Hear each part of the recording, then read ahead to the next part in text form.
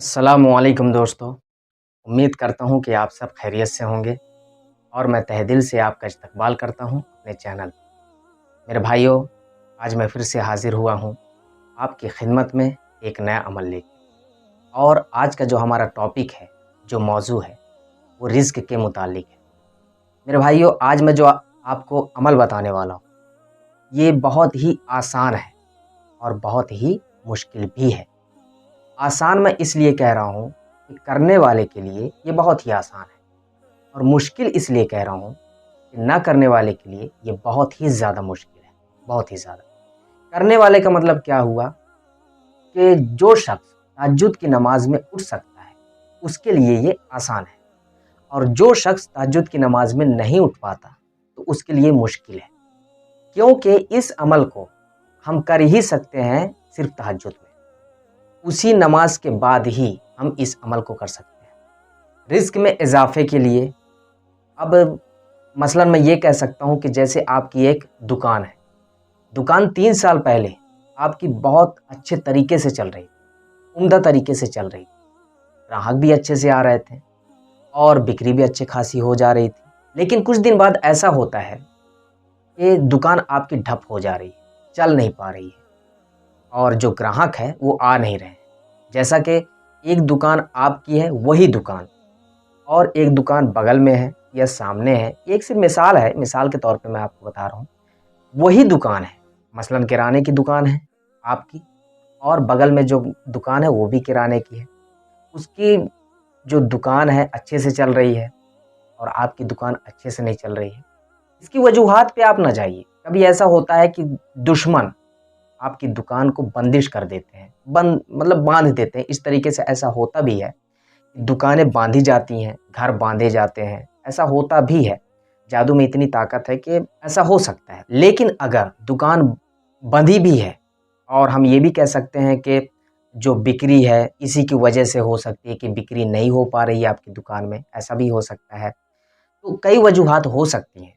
आप इन वजूहात को छोड़ दीजिए, कोई भी वजह हो, इस अमल के ज़रिए से कोई भी वजह हो, आपके रिस्क में इजाफा हो जाएगा, आपकी दुकान चलने लगेगी। चाहे कोई भी वजह हो, चाहे वो बंदिश भी हो या फिर ग्राहक ना आ रहे हों या चल नहीं पा रही है दुकान, कोई भी वजह हो, इससे कोई फ़र्क नहीं पड़ सकता। बस आप एक बार इस अमल को करके देखिए, आप नाउम्मीदी की शक्ल नहीं देखेंगे इस अमल के बाद। अब मेरे भाइयों, ये अमल मैं आपको बता चुका हूँ कि आसान भी है और मुश्किल भी है। तो थोड़ा-सा मुश्किल आप उठाइए, आप उठा के देखिए। इस अमल की बरकत से मैं आपको बता सकता हूँ कि रिस्क में इस तरह से इजाफ़ा होता है, इस तरह से दुकान आपकी चलने लगती है कि आप खुद गुमान नहीं कर सकते कि कैसे, ये कैसे हो गया? जैसे पहले चल रही थी उसी तरीके से ये आपकी दुकान चलने लगी। बगल में जिस तरीके से व बगल की दुकान आपकी चल रही है, उसी तरीके से आपकी दुकान भी चलने लगेगी। तो मेरे भाइयों, अब मैं बताने वाला हूँ वो अमल आपको। बहुत ही आसान है और छोटा-सा अमल, सिर्फ़ ये क्या है कि इसमें जलाली है। अल्लाह ताला का एक नाम है, अल्लाह ताला का नाम है या रज़्ज़ाक़ु। इसी को आपको अमल में लाना है, और वक़्त मैं आपको बता चुका हूँ, तहज्जुद की नमाज़ के बाद। और इसके लिए ज़रूरी नहीं है कि आप जो है पहले तहज्जुद की नमाज़ नहीं पढ़ रहे थे और अब पढ़ रहे हैं, ऐसा नहीं है। अगर आप पहले नहीं पढ़ रहे थे, उससे कोई फ़र्क नहीं पड़ता। अब जो जैसे आपको अमल शुरू करना है, तो ज़ाहिर-सी बात है तहज्जुद की नमाज़ के बाद ही इस अमल को शुरू करना है, और इसकी मुद्दत 7 दिन है। आप इस अमल को 7 दिन के बाद बंद भी कर सकते हैं। और अगर बंद नहीं करना है आपको, आपको फ़र्क दिखने लगा है, रिज़्क में इज़ाफ़ा होने लगा है, दुकान आपकी चलने लगी है, तो और ज़्यादा इसको बढ़ा भी सकते हैं। लेकिन जो आखिरी मुद्दत हम बता चुके हैं कि 7 दिन है, तो 7 दिन आप उसको करके छोड़ भी सकते हैं। अब मेरे भाइयों, इसे पढ़ना कितनी मर्तबा है?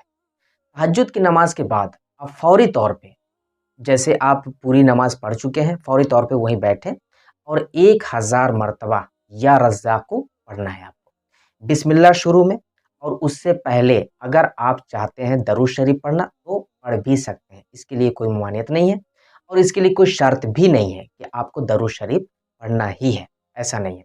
दरूद शरीफ पढ़ना चाहते हैं, दरूद शरीफ पढ़ लिए, उसके बाद बिस्मिल्लाह, بسم اللہ کے بعد آپ کو یا رزاق پڑھنا ہے۔ بسم اللہ صرف ایک ہی بار ہے شروع میں، پھر یا رزاق یا رزاق یا رزاق، اس طریقے سے آپ 1000 مرتبہ یا رزاق پڑھیں گے۔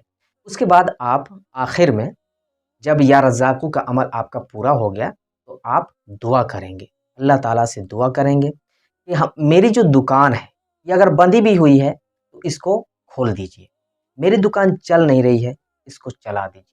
دعا کا معاملہ آپ کے اختیار میں، کس طریقے سے آپ دعا کر رہے ہیں وہ آپ کی مرضی ہے۔ اس عمل کی بدولت آپ دیکھیں گے کہ رزق میں اضافہ ہونے لگے گا، آپ کی جو دکان ہے بندی بھی ہے اگر نا وہ کھل بھی جائے گی۔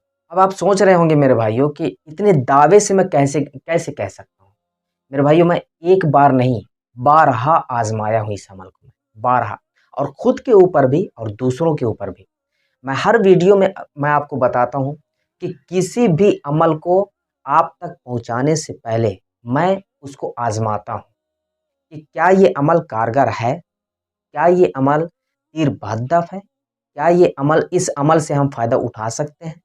میرے بھائیو یا رزاقو اس میں کوئی شک بھی نہیں ہے، آپ شک بھی نہیں کر سکتے ہیں کہ یا رزاقو کے عمل سے آپ کو فائدہ نہیں پہنچے گا، ایسا ہو ہی نہیں سکتا، امپاسبل ہے، ناممکن ہے، بس کرنے والا چاہیے۔ آپ ایک بار کر کے تو دیکھیں، 7 دن میں جاتا کیا ہے؟ لوگ میرے سے کہتے ہیں 7 دن بہت زیادہ ہے اور اس عمل کو ہم کیسے کریں گے، اس کے لیے تو کوئی شرائط بھی ہیں، ہو سکتا ہے ایسے، مطلب لوگ کہتے ہیں مجھ سے کہ کوئی شرائط بھی ہو سکتی ہے۔ میرے بھائیو اس عمل کے لیے کوئی شرط نہیں ہے، کوئی بھی شرط نہیں ہے، کوئی بھی شخص کر سکتا ہے اس عمل کو۔ اب میرے بھائیو اس کے لیے آپ اگر یہ سوچتے ہیں کہ کسی اور وقت میں کر سکتے ہیں یا نہیں، جیسا کہ میرے تجربے کے حساب سے، جیسا کہ میرے آزمانے کے حساب سے ایسا ہے کہ اس عمل کو جو ہے کسی اور وقت میں نہیں کر سکتے۔ جیسا کہ میرے استادوں نے بتایا، اس عمل کو زیادہ بہتر یہی ہے کہ تہجد کی نماز کے بعد کیا جائے تو زیادہ بہتر ہے۔